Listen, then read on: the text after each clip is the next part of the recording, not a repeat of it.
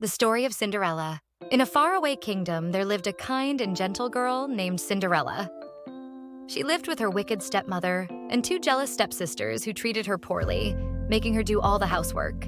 One day, the king invited all the young women in the kingdom to a grand ball, hoping his son, the prince, would find a bride. Cinderella's stepsisters were overjoyed, but her stepmother told her she couldn't go. With tears in her eyes, Cinderella sat by the fireplace, wishing she could attend the ball.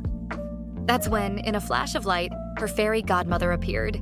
With a wave of her wand, the fairy godmother transformed Cinderella's rags into a beautiful gown, her shoes into glass slippers, and a pumpkin into a majestic carriage.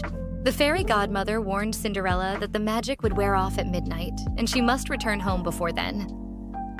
Cinderella, now radiant, thanked her godmother and set off for the ball. When Cinderella arrived at the ball, everyone was amazed at her beauty. The prince immediately fell in love with her, and they danced the night away. As the clock struck midnight, Cinderella suddenly remembered the fairy godmother's warning.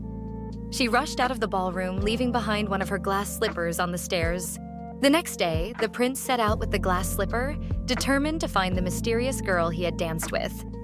He visited every house in the kingdom, and when he arrived at Cinderella's home, her stepsisters tried to fit into the slipper, but it was too small.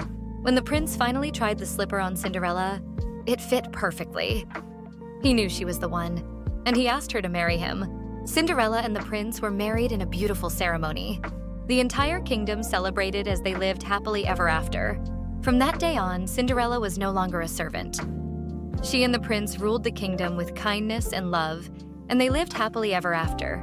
And so, Cinderella's kindness and patience were rewarded, showing us all that no matter the challenges we face, good things come to those who believe in love and kindness.